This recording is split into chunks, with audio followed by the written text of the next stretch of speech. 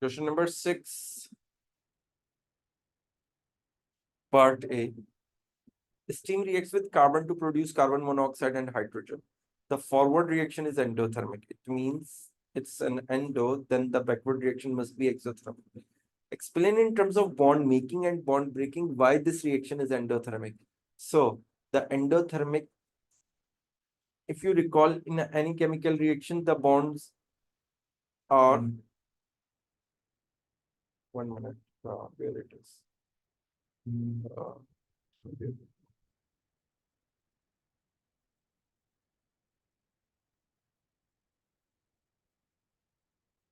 Yes. So when the bonds are broken, no, Zainab, that is the wrong answer. If you will write more bonds are broken, then bonds formed, that is completely wrong. Endothermic is absorb of energy. Okay. So the thing is that the bond breaking is an endothermic and bond forming is an exothermic. And the amount of energy that is absorbed in bond breaking is greater than the amount of energy that is released when bonds are formed.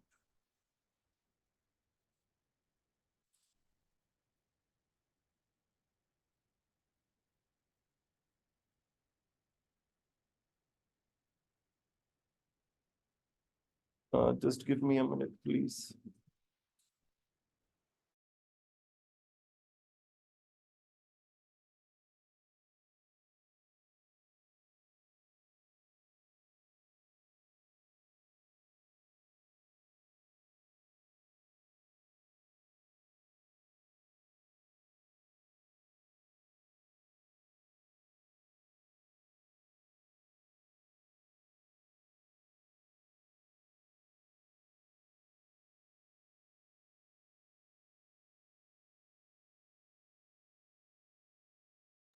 Okay. So bond breaking is endothermic and bond making is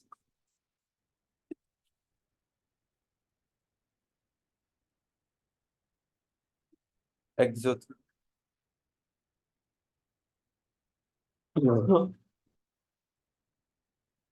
In this reaction,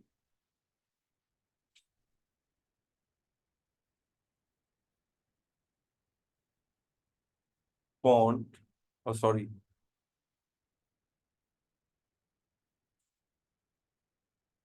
energy absorbed during bond breaking is more than the energy released when bonds form. Is this understandable to all of you?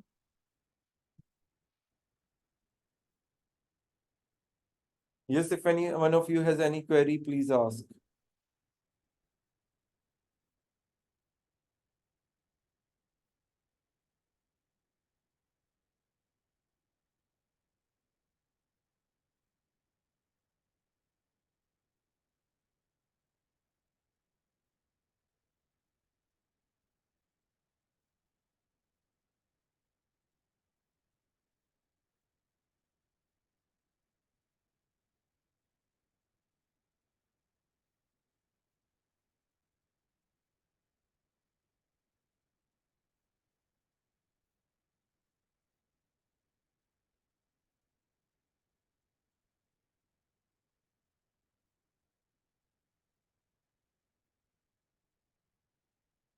Okay.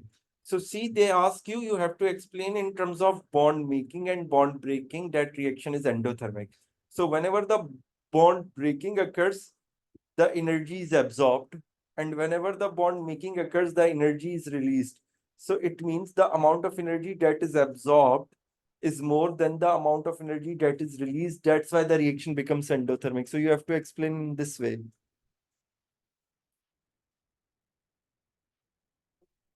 The simple thing is that, see, and sometimes the student do write it like that, that the more number of bonds are formed and then are more number of bonds are broken, then the bonds are formed. So remember, the number of bonds broken and the number of bond forms are always same. It it's only the magnitude of energy. When the bonds are broken, the amount of energy released, the amount of energy is absorbed.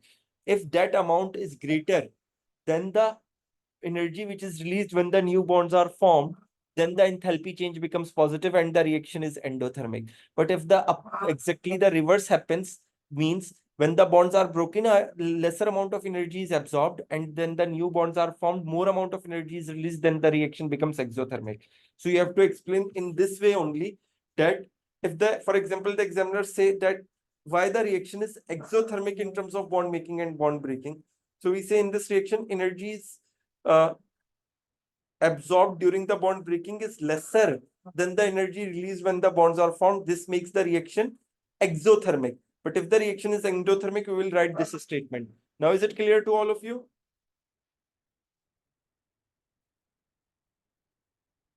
Now, the transfer of thermal energy in chemical reaction is called enthalpy change. Write the symbol for an enthalpy change, include the sign for an endothermic enthalpy. So the symbol of enthalpy change is delta H. And for endothermic, uh, it's positive. We put a positive sign over there. Now B part. Carbon monoxide, water, and carbon dioxide are formed during incomplete combustion of carbon containing fuels. Name one other substance formed during the incomplete combustion of carbon containing fuels. I think I have discussed about that substance. Who is going to tell me?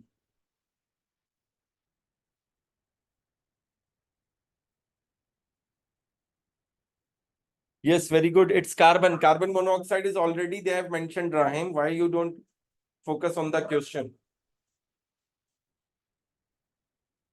So beside this, in incomplete combustion, carbon, we got a solid, and I have told you if you got solid particles, then it means it's a carbon. So I'm going to write over here carbon. Okay. Next, state one adverse effect of carbon monoxide. It's toxic, it's poisonous, right?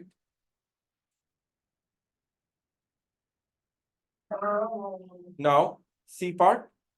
Hydrogen is used in hydrogen oxygen fuel cell. Describe two advantages of hydrogen oxygen fuel cell compared with the gasoline petrol engine. So one is that uh, we got water as the only product,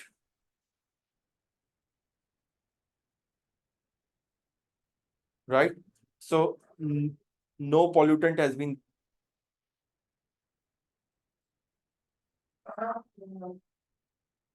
Yes, the other would be that uh, that is same thing.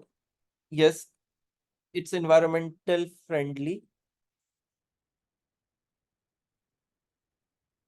Beside this, yes, it is more efficient as compared to gasoline or petrol engine.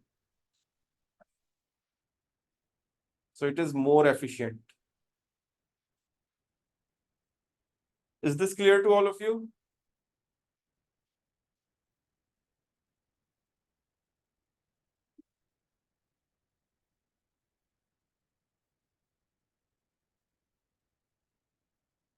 Question number 7A. But that is a disadvantage, right? As it's expensive, but they have asked you for the advantages, not the disadvantages. Okay, Oliver? Now, question number 7. Dilute hydrochloric acid reacts with sodium carbonate. Here we got the chemical equation. A student titrates 20 centimeter cube of 0.025 mole per dm cube sodium carbonate with a dilute hydrochloric acid using methyl orange as an indicator. A volume of 15.5 centimeter cube of dilute hydrochloric acids react exactly with 0.025 mole per dm cube aqueous sodium carbonate. Calculate the concentration in mole per dm cube of dilute acid. So if you see, they have given you the volume of dilute hydrochloric acid and they have provided you the volume of sodium carbonate. And beside this, they have provided you the concentration of sodium carbonate, right? So You have the concentration of sodium carbonate and you have a volume of sodium carbonate, and you have just the volume of hydrochloric acid there, and they have asked you to find the concentration of hydrochloric acid. So we can able to find the moles of sodium carbonate, right? Because we know the volume and the concentration, and to find the moles from the volume and the concentration, the formula is concentration times volume, but that volume must be in decimeter cube. So the concentration is 0.0250 and the volume that used for sodium carbonate is 20. So we have to divide it with the 1000 to turn into a decimeter cube. Can anyone calculate and tell me the answer?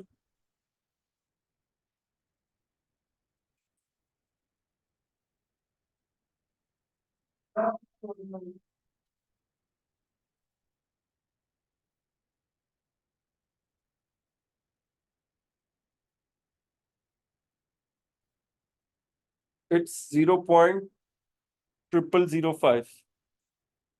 So these are the moles of sodium carbonate. Now, what will be the next step? Take the mole ratio. So we'll take the mole ratio of sodium carbonate with hydrochloric acid. And if you see, there is a 1 mole and there are 2 moles.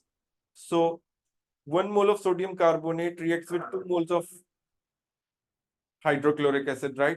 So if the moles of sodium carbonate are 0.0005, then the moles of hydrochloric acid would be X. And if you calculate the value of X,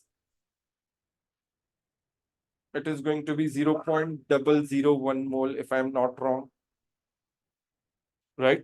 So we got the moles of hydrochloric acid. We know the volume, it's 15.5. Now we are going to calculate the concentration of hydrochloric acid, which is equals to 0.001 moles divided by 15.5 over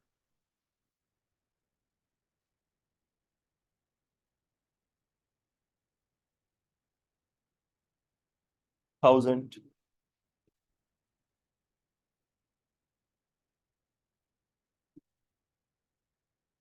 Is this clear to all of you? Now you will get the concentration of uh, hydrochloric acid. Can anyone calculate? Yeah, it's 0.0645. So the concentration of hydrochloric acid is 0.0645. So I'm going to put it over here, 0.0645 mole per dm cube. Yes. Now, B1, state the color of methyl orange in alkaline solution. So you must know the colors of the indicator. Methyl orange is red in acidic solution and yellow in alkaline solution. You know the color change, these color. Write the formula of ions present in the aqueous solution of alkali. So what any alkali contains a hydroxide ions in it. C. Calculate the volume measured at RTP of a carbon dioxide produced in centimeter cube when 2.65 gram of sodium carbonate reacts with excess hydrochloric acid. We got the mass of sodium carbonate, right? The mass of sodium carbonate, we are going to calculate uh, the moles of sodium carbonate. So, and we have to calculate the volume of carbon dioxide, which is a gas, right? So moles of sodium carbonate will equal to its mass divided by mR. So the mass of sodium carbonate is 2.65 and you will calculate the mR. Sodium is 23, 2 sodium 46, 46 plus 12 is carbon, which makes it 58, 58 and 3 oxygens 48. I think it's going to be 106. So can anyone calculate and tell me the answer? 2.65 divided by 106, we will get the moles of sodium carbonate. Okay, thank you, Zainab. It is 0.025 moles. Now, they have given us the amount of sodium carbonate, then they are asking for the volume of carbon dioxide. So we'll take the ratio between these two. So sodium carbonate is to carbon dioxide. If you see the mole ratio is same, so it means the number of moles for carbon dioxide is X, and that X is going to be 0.025. Is this clear? Now, if you have to calculate the volume of carbon dioxide, that is the gas. So the formula for the volume of a gas would be the number of moles of that gas multiplied by 24 decimeter cube. or 24,000 centimeter cube? Because they have asked you to calculate in centimeter cube, so we will multiply it with 24,000 centimeter cube. So the number of moles are 0.025 times 24,000. Can anyone calculate? Yes, okay. So it's 600 centimeter cube. Is this clear to all of you?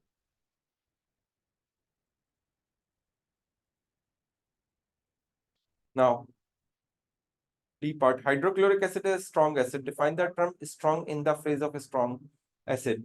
So, if you guys recall, it means which dissociates completely. It means which dissociates, or instead of dissociates, you can use the term ionizes completely. So it means all the moles of that acid dissociates into ions. Oxides of nitrogen contribute to acid rain. State one other adverse effect of oxides of nitrogen. So the one other is the smoke, or a photochemical smoke, which causes or which affects the lungs, or which causes no, not global warming. Global warming is only caused by carbon dioxide and unburned hydrocarbons, not with nitrogen oxides. Okay, so it causes smoke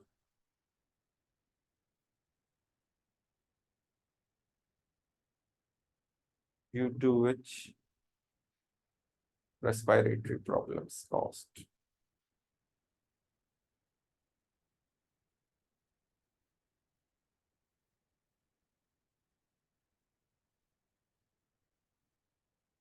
Now, two, oxides of nitrogen are removed from car exhaust by catalytic converters.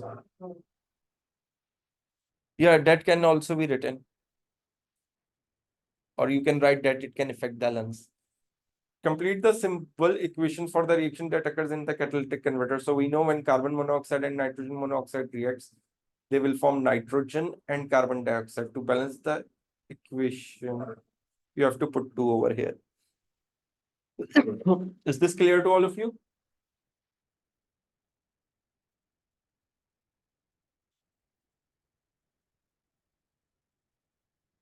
Question number 8a. The equation for the reaction of carbon monoxide with hydrogen at a higher temperature in a closed container is shown. The forward reaction is exothermic. Predict and explain the effect, if any, on the position of equilibrium when the pressure is increased and the temperature remains constant. Okay.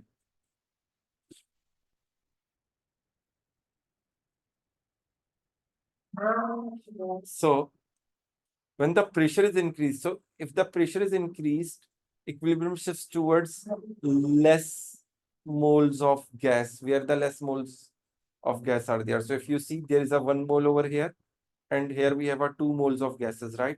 You have to look for a state symbols to find the gases. So equilibrium will shift on the right. Yes, very good. Because there are lesser moles of gas on the right side. So I will write that equilibrium shifts to the right as at right lesser moles of gas are present. Is this clear to all of you? Now part 2. Predict and explain the effect, if any, on the position of equilibrium when temperature is increased. So increase in temperature, shift the equilibrium towards endothermic side. So the forward reaction is exo. It means that the backward reaction is endo. So the equilibrium will shift towards the left, because the forward reaction is exothermic, or the backward reaction is endothermic.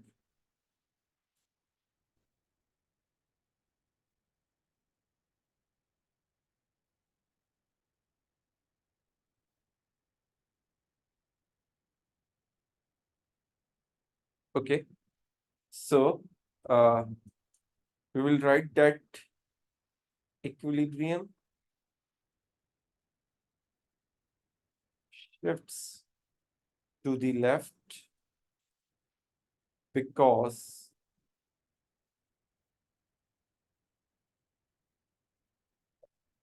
backward reaction is endothermic. So remember, when the temperature is increased, equilibrium shifts towards the endothermic side, and when the temperature is decreased, equilibrium shifts towards the exothermic side. Okay. Now, methanol reacts with ethanoic acid. Okay. If you recall the formula, it's CH3OH to produce an ester. Name the ester and draw its displayed formula. So the alcohol parts becomes alkyl. Yes, very good, Shayan. Very good, Ahmed. So it's methyl ethanoate. The alcohol would become alkyl and the carboxylic acid will become alkanoate. So methyl from methanol and ethanoate from ethanoic acid. And if you have to draw its displayed formula, so start from a carboxylic acid. How many carbons carboxylic acid has? 2. First carbon has a 3 hydrogen, so I'll put 3 hydrogens. The second carbon has a C double bond O, and then O. We are not going to put a H because instead of that H, we get the carbon from the alcohol. So there is one carbon in the alcohol, so I'll put that carbon and then put the hydrogens around that carbon. So that's what methyl ethanoate. So this part is called methyl, and this whole part is called, along with O, this whole part is called methanoate. Oh, sorry, ethanoate, and this part is called methyl. Is this clear to all of you? Yes, you can draw this with the pen.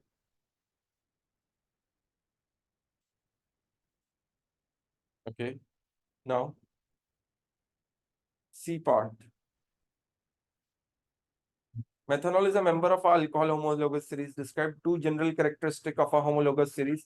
So one is same general formula, and the other one is same chemical properties or same functional group, right?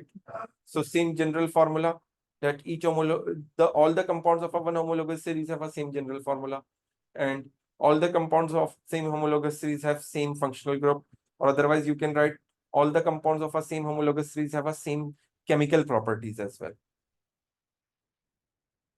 Is this clear to all of you? Yes, very good, Zana. Now, question number 9A. 9.1 shows the melting points and relative electrical conductivities of 3 elements. Okay. Calcium, melting point is high. Electrical conductivity in solid is good. So it means it's a metal, right?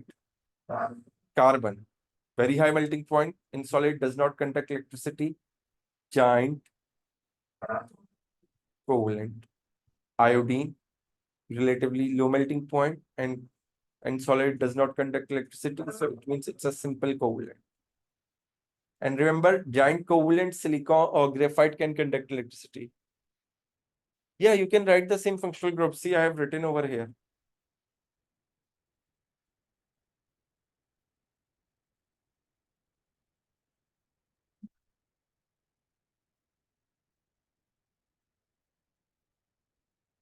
Okay.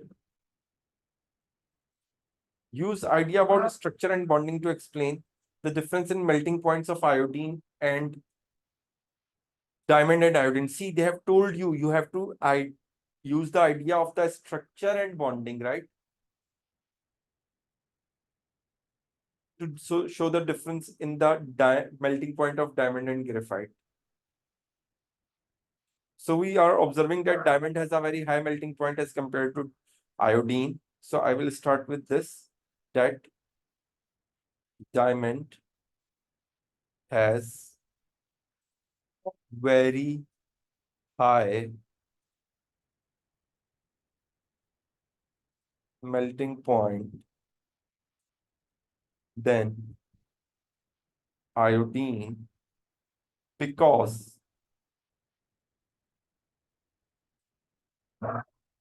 diamond has a giant structure in which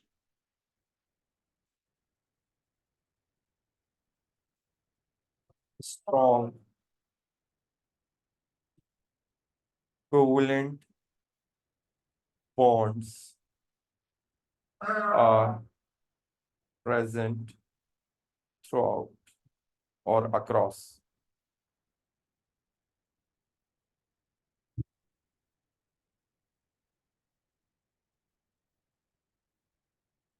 all atoms.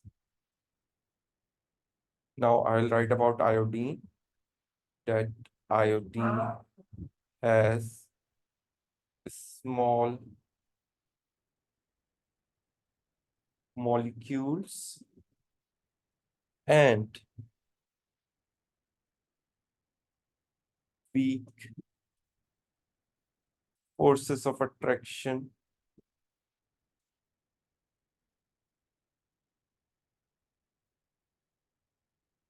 between molecules. Is this understandable to all of you?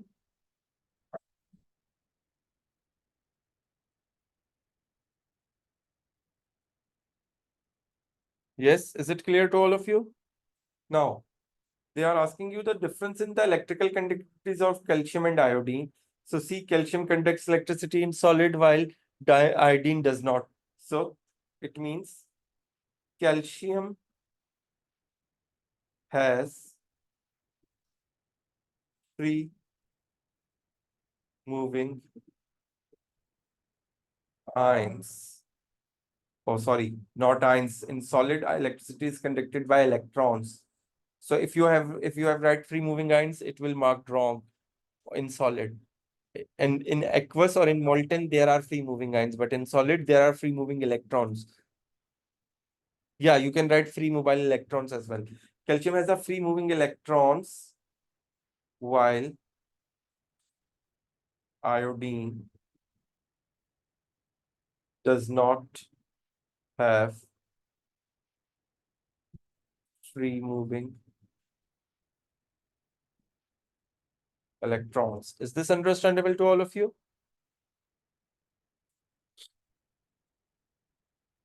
Now, B part. Diamond and graphite are different forms of carbon. Explain in terms of its structure why graphite is a lubricant. So for that, if you recall, that in the graphite, the atoms are arranged in the layers and these layers can slide with each other. That these layers can slide over each other, and that's why it can used as a lubricant. Okay.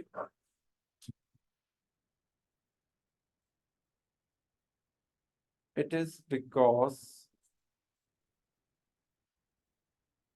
in graphite, atoms are arranged in layers, and these layers can slide over each other. Is this clear to all of you? Yes, Shan, but you have to further write that these layers can slide over each other. Okay. Now, see, a compound of sodium, iodine, and oxygen contains 11.62% sodium, 64.14% iodine, and 24.4% oxygen. Reduce the empirical formula of this compound. So we got a sodium.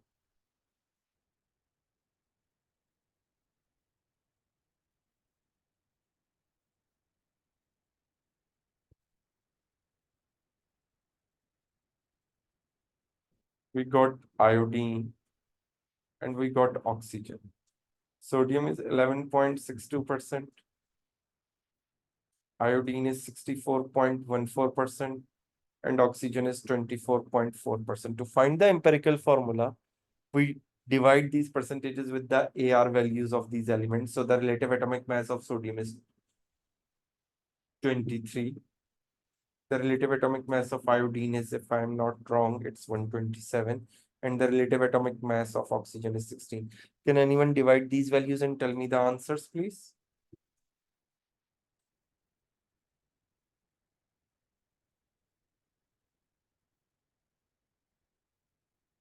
So if there is one missing, you add the rest of the values and then subtract it from the 100, you will get the one which is missing. Okay.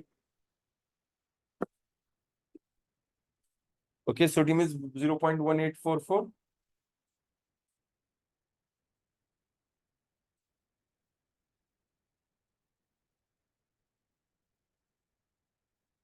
Okay. Yes, 11.62 divided by 23.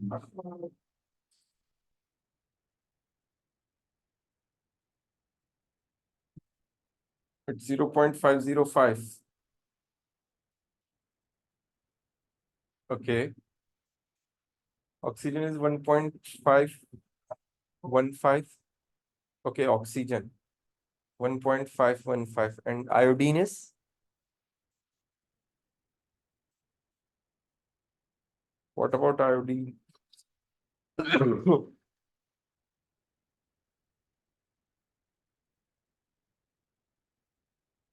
Okay. Iodine is also 0.505. So the smallest value is 0.505.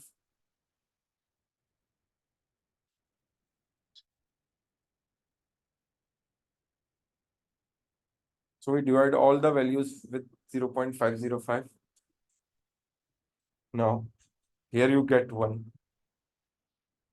Here you get 1. And what you will getting here? Can anyone divide and tell me, please? It's 0.5 and 1.5. So I think it could be around 3, roughly.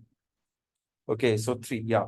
So we got the formula. There is 1 sodium in its empirical formula, 1 iodine, and 3 oxygen. So it would be NaIO3. Is this clear to all of you?